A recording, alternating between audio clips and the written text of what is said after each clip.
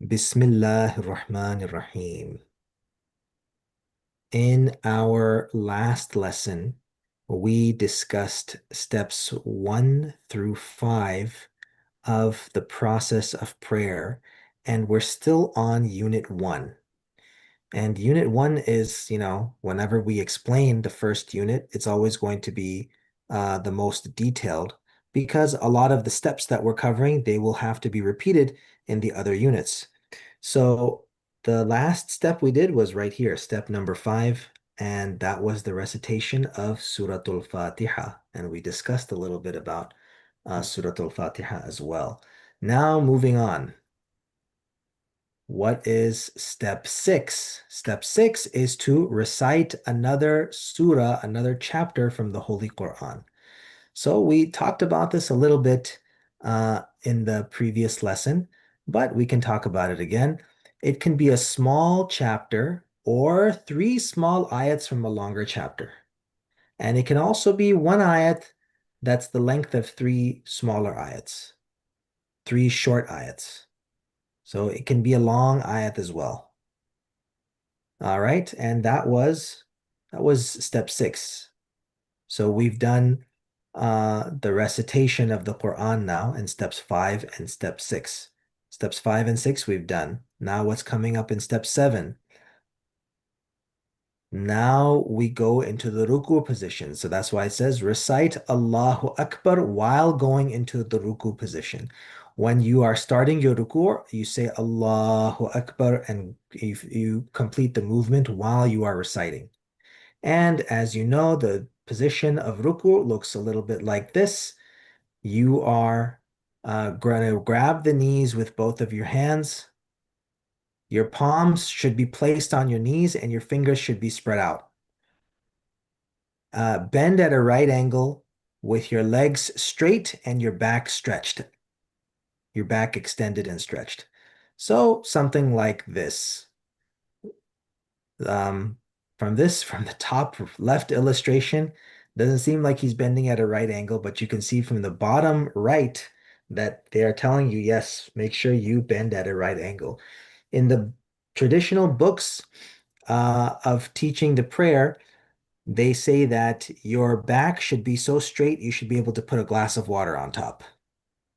So that is to give you an idea of how straight and flat the back needs to be.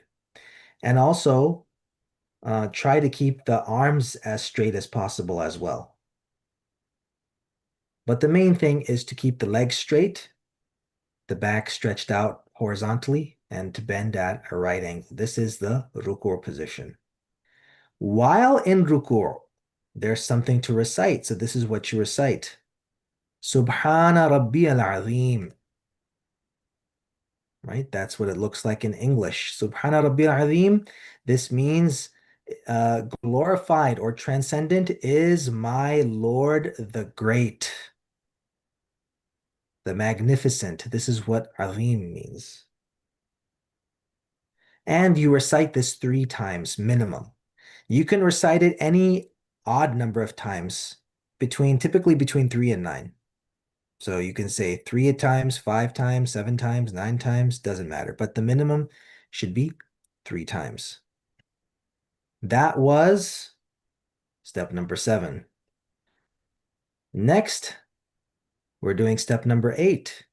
What is step number 8? Well, you get back up into a standing position while reciting Allahu Akbar. You don't recite Allahu Akbar. I'm going to show you what you're going to recite. This is the only time in the prayer where you don't recite Allahu Akbar when you go through a movement. So you rise back up into a standing position. Your hands should be at your sides now. Okay? This is a brief period of standing before you go into the next movement. So your hands are just at your side loose, like this. Again, the feet thing is kind of confusing here. The feet should be straight, and they would probably be unmoved from the time that you are standing because you're not changing the position at all. But you get the general idea. While moving into this position, recite this. Sami Allahu liman hamidah. That's what it looks like in English. Sami Allahu liman hamidah. This means Allah hears the one who praises him. This is what you recite when you are in ruku, but then you move back up to the standing position that you see in the illustration. And remaining in this position, after you recite Sami Allahu liman hamida, you recite something else. You recite this, Allahumma Rabbana wa lakal hamd. That's what it looks like in English. Allahumma Rabbana wa lakal hamd. And this means, O Allah, our Lord, to you alone belongs praise.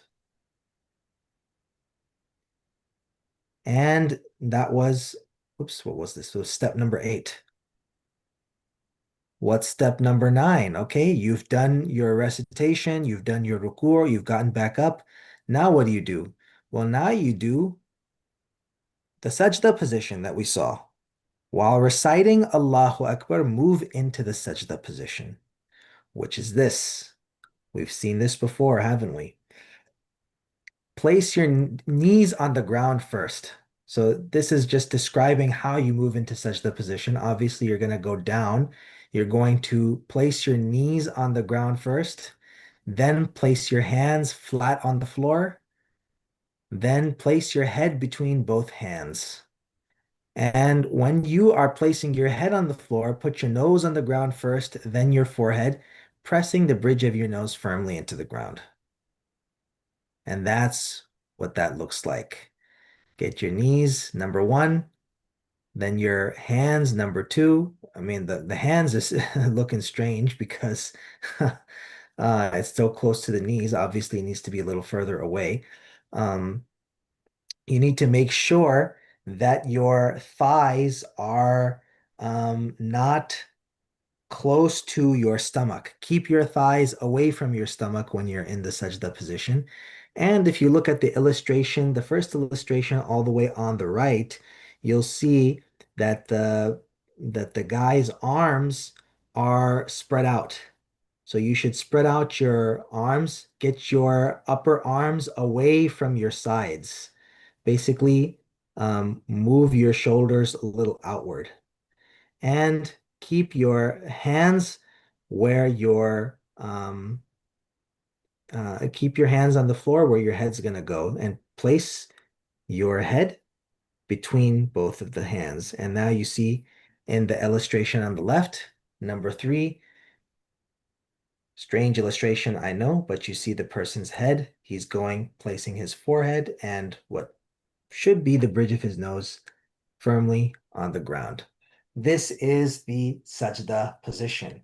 Now, of course, there are certain things that you recite in the sajda position.